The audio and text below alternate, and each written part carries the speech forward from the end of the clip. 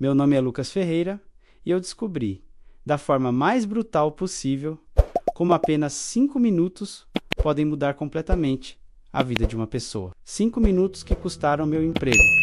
5 minutos que quase destruíram minha autoestima. 5 minutos que abriram uma ferida, mas também uma nova estrada. Naquele dia, acordei já com uma sensação estranha no peito. O ar parecia pesado e eu carregava nas costas um cansaço que não combinava com a hora da manhã. Talvez fosse a noite mal dormida, menos meus vizinhos discutiram até altas horas, e cada palavra atravessava as paredes finas como uma navalha. Eu não conseguia pregar os olhos.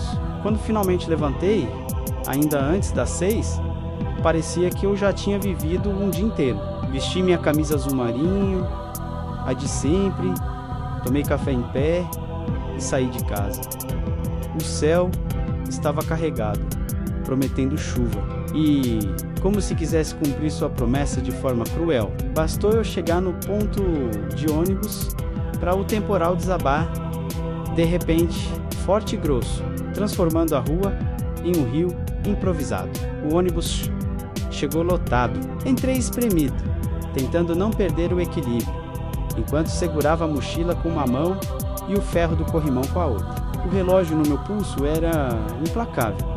Eu já estava atrasado. Cada minuto parecia correr mais rápido que o ônibus parado no trânsito. Então, 2 pontos antes do meu, um carro rodou na pista e bateu em um poste. O engarrafamento parou, a cidade. Eu respirei fundo, desci do ônibus e comecei a andar, com a água da chuva entrando pelos meus sapatos. Ainda tinha esperança de chegar no horário, mas, quando finalmente atravessei as portas de vidro da Dynamo Prime, eram exatamente 9h05. 5 minutos. Para mim, parecia algo pequeno. Um detalhe. Para o meu chefe, Ernesto Bidal, não havia detalhe. Ele acreditava que o relógio era mais importante que as pessoas. Ernesto era um homem alto, de cabelo grisalho penteado para trás e óculos de armação grossa. Nunca precisou levantar a voz para impor respeito. Bastava olhar. E todos sabiam que ele não perdoava falhas. E naquele instante, quando me viu atravessando o corredor encharcado, ele não precisou dizer nada para eu entender.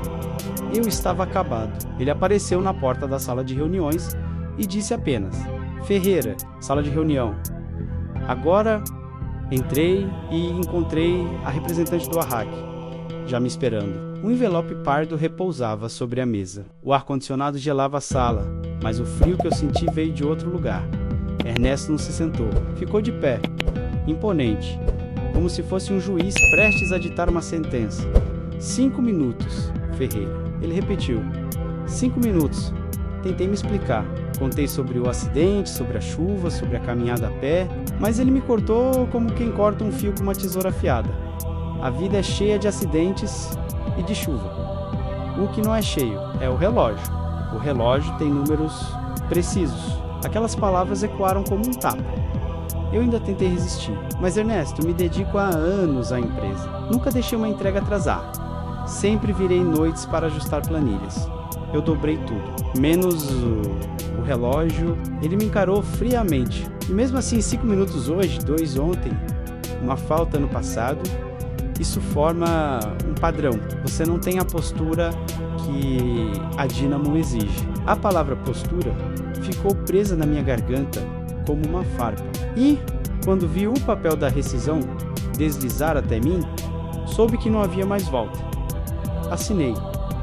Saí da sala em silêncio e, no corredor, senti todos os olhares pesando sobre mim. Alguns colegas desviaram o rosto.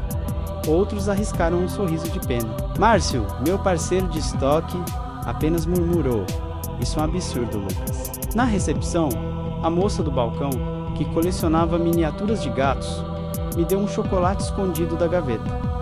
Para emergências, ela disse: Sorri sem graça. Aquele gesto pequeno era mais humano do que tudo o que vivi naquela manhã. Passei pela catraca pela última vez, o bip soou como uma sirene em miniatura, marcando não apenas o meu horário de saída, mas o fim de um ciclo da minha vida. Peguei o ônibus de volta para casa. A cidade seguia indiferente. Carros, motos, guarda-chuvas apressados. No meu colo, eu segurava uma caixa com poucos objetos, um caderno de capa preta, uma caneca com a frase "Eu", logística, algumas canetas falhando e um pendrive vermelho. Tudo o que restava dos meus anos de trabalho estava naquela caixa. Em casa, larguei tudo no sofá e fiquei em pé diante da janela, observando a chuva escorrer pelo vidro. As lágrimas não vieram, era como se eu tivesse secado por dentro. Mas havia algo que crescia, uma raiva silenciosa. Naquela noite, minha mãe ligou. Eu tentei fingir normalidade, mas ela percebeu. "O que houve, filho? Sua voz está estranha." E eu disse, quase sem acreditar nas próprias palavras: "Mãe, fui demitido." Silêncio do outro lado. Depois, a voz dela, firme e calma: "Então você vem jantar aqui amanhã? Hoje você descansa." Mas eu não descansei. Passei a madrugada em claro, olhando para o pendrive vermelho e para minhas planilhas. Ali estavam anos de conhecimento, de cálculos, de previsões que nunca foram valorizadas.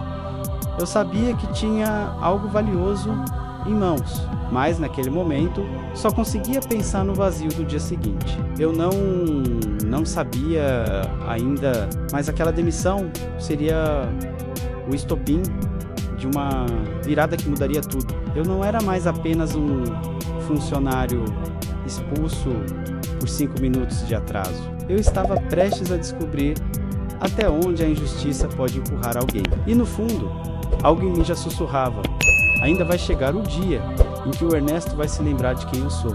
Os dias depois da demissão foram uma mistura estranha de silêncio e barulho. Silêncio, porque de repente eu já não tinha onde estar às 9 da manhã. O relógio, que antes mandava em mim, agora parecia zombar da minha liberdade forçada. E barulho, porque a minha mente não parava. Ela repetia a cena da sala de reunião como um eco infinito. Você não tem postura, Ferreira. Essas palavras se tornaram uma sombra que me acompanhava em todo lugar. No primeiro dia, acordei no mesmo horário de sempre, como se o corpo ainda acreditasse que tinha compromissos. Fiz café, coloquei a camisa azul marinho por reflexo e só então percebi: não havia mais para onde ir. O segundo dia foi pior. A caixa com minhas coisas da empresa continuava largada no canto da sala, como um lembrete cruel. Eu tentava ignorar, mas cada vez que passava por ela, sentia um aperto no estômago, como se minha vida tivesse sido reduzida a meia dúzia de objetos sem valor. Comecei a enviar currículos, abri sites de emprego, atualizei meu perfil, mandei mensagens para antigos colegas. As primeiras respostas vieram rápido, obrigado pelo interesse, mas seguimos com outros candidatos. Outras nem resposta tinham. Cada não parecia confirmar o que Ernesto tinha dito, que eu não tinha postura, que eu não era suficiente. As contas começaram a se acumular: água, luz, aluguel, papéis se empilhando na mesa como soldados inimigos prestes a invadir minha vida. Eu sempre fui organizado, mas ali, pela primeira vez, senti que estava perdendo o controle. Teve um dia em que fui chamado para uma entrevista. Passei a noite ensaiando respostas, tentando parecer confiante, mas quando o gerente me olhou de cima a baixo e disse: "Você parece overqualified para esta vaga", eu entendi o recado. Eu não servia nem para menos, nem para mais. Eu simplesmente não servia. Na volta para casa, dentro do ônibus vazio, fiquei encarando meu reflexo na janela. Era estranho. Eu não via mais o Lucas que acordava cedo, que resolvia problemas de logística, que fazia o impossível para evitar atrasos. Eu via apenas alguém quebrado. As semanas foram passando, alguns amigos se afastaram, outros fingiam não ver a minha situação. Apenas Márcio, aquele parceiro de estoque, ainda aparecia de vez em quando. Ele parecia carregar nos ombros o mesmo peso que eu. Uma tarde, encontrei ele sentado num banco de cimento, em frente à minha rua. Ele tinha o olhar perdido, como quem procura respostas no chão. "E aí, Márcio, que houve?" Perguntei. Ele suspirou. Recebi um feedback hoje. Disseram que eu não estou entregando como antes, que meu desempenho caiu. Ele fez uma pausa Então disse: eu entrego, Lucas. Sempre entreguei. Mas parece que o que eles querem é a nossa alma. Sentamos lado a lado, em silêncio. Foi nesse instante que algo dentro de mim começou a mudar. Márcio me olhou e disse: você já percebeu como a gente conhece a empresa melhor do que eles? A gente sabe onde trava, onde dá prejuízo, onde podia ser melhor. Eles ignoram isso. Eu balancei a cabeça. Eu sei, tenho planilhas, modelos de previsão, soluções simples, mas lá dentro ninguém queria ouvir. Ele sorriu, mas não foi um sorriso feliz. Foi um sorriso perigoso. E se a gente fizesse por fora? Aquela frase ficou martelando na minha cabeça. Por fora.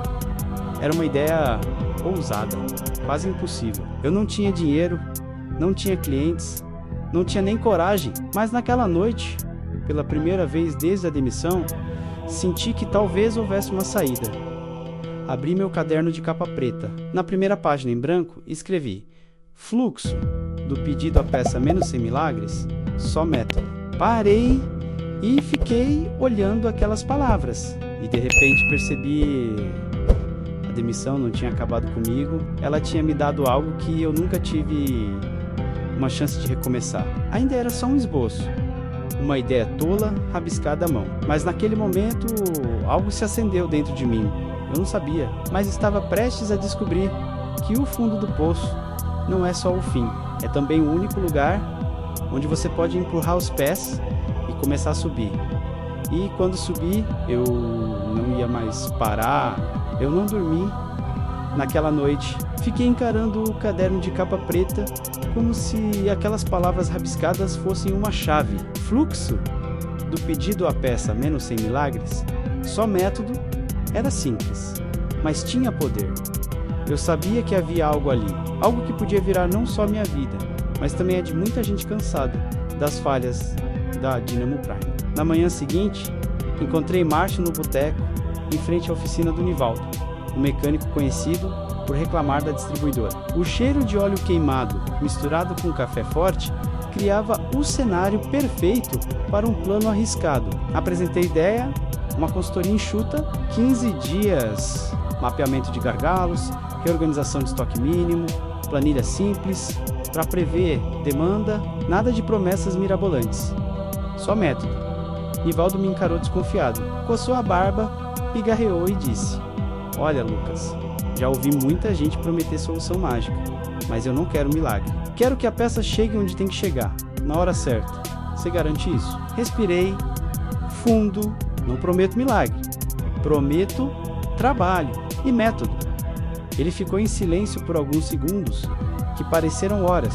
Então, falou, te dou uma semana, se eu notar melhora, a gente fecha pelos 15 dias. Se não, seguimos amigos.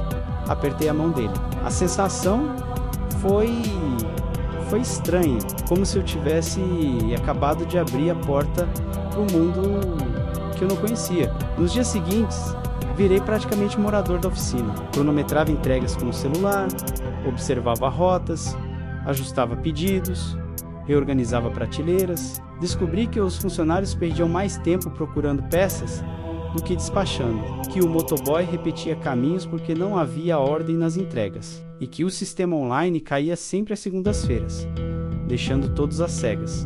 Aos poucos, com pequenas mudanças, a oficina começou a respirar. Na sexta-feira, Nivaldo me chamou no canto. Não sei o que você fez, mas o Fábio entregou 4 pedidos a mais hoje. E pela primeira vez, a dona Neia não ligou, reclamando de atraso. Senti um arrepio. Era como se de repente eu tivesse recuperado algo que o Ernesto tentou arrancar de mim. Meu valor, Nivaldo sorriu e disse: fica mais uma semana e traz uma proposta bonita, com letra grande. Quero ver no papel. Voltei para casa diferente. Não era mais o desempregado que passava horas enviando currículos ignorados. Eu tinha um cliente, um pequeno, é verdade, mas um cliente e, mais importante, eu tinha uma prova de que meu método funcionava. Passei a noite escrevendo a proposta.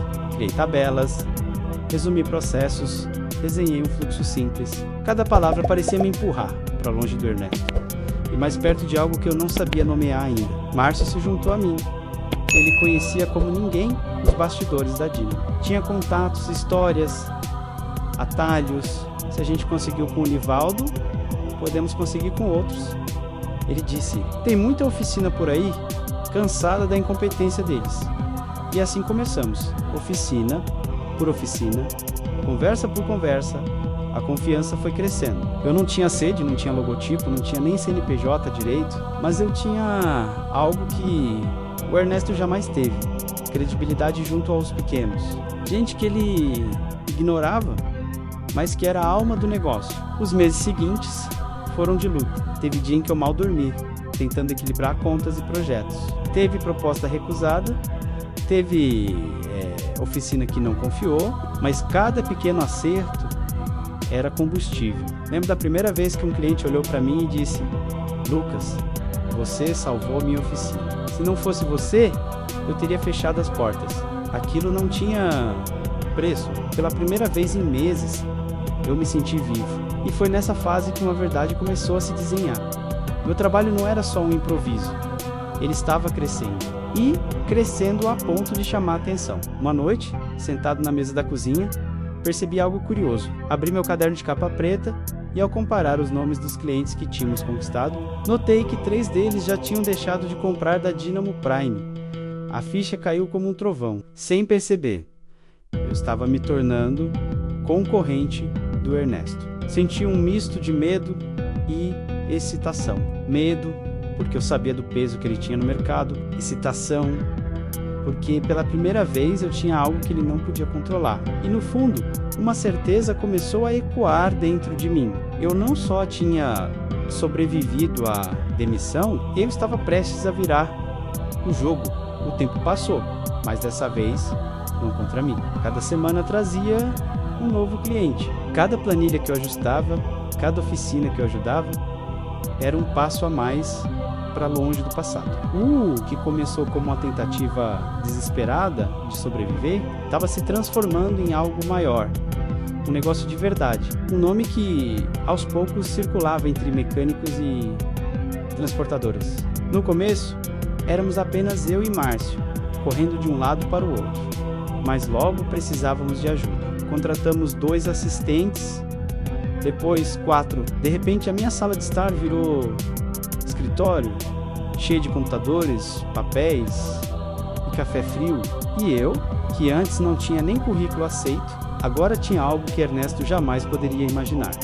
Respeito. Foi numa tarde de quinta-feira que percebi até onde tinha chegado. Eu estava em uma reunião com um novo cliente, uma transportadora de médio porte. O dono folheava minha proposta.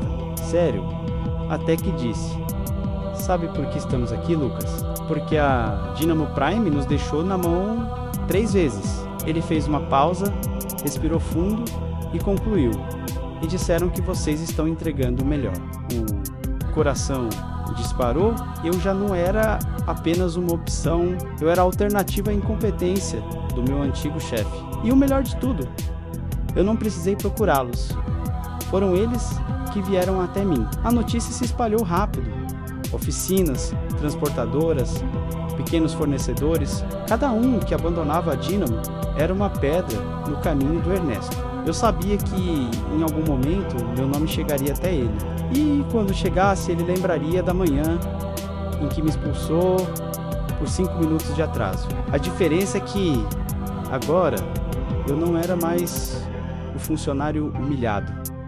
Eu era o concorrente. Um amigo que ainda trabalhava lá me mandou mensagem: Lucas, o Ernesto está furioso. Perdeu um contrato grande. E adivinha para quem? Não precisei de resposta. Eu sabia, por um instante, pensei em ligar para ele, olhar nos olhos, jogar na cara tudo o que ele me disse. Mas não valia a pena. A melhor vingança é o silêncio. E os resultados falando por si, hoje, quando olho para trás, vejo como a vida é irônica. Eu fui demitido por 5 minutos de atraso, 5 minutos que me jogaram no fundo do poço, mas foi desse fundo que eu encontrei o impulso para subir. E ao subir, encontrei algo que nunca tive dentro da Dynamo: liberdade. Agora eu escolho meus horários, eu escolho meus clientes, E cada vez que uma oficina fecha contrato comigo, eu sei que, em algum lugar, Ernesto sente a sombra do meu trabalho se aproximar. No fim, percebi que ele me deu, sem querer, o maior presente de todos: a chance de criar meu próprio caminho. E, hoje, eu posso dizer, sem medo, eu não apenas sobrevivi à demissão, eu cresci com ela e me tornei aquilo que o Ernesto jamais imaginou, o concorrente que ele nunca quis enfrentar.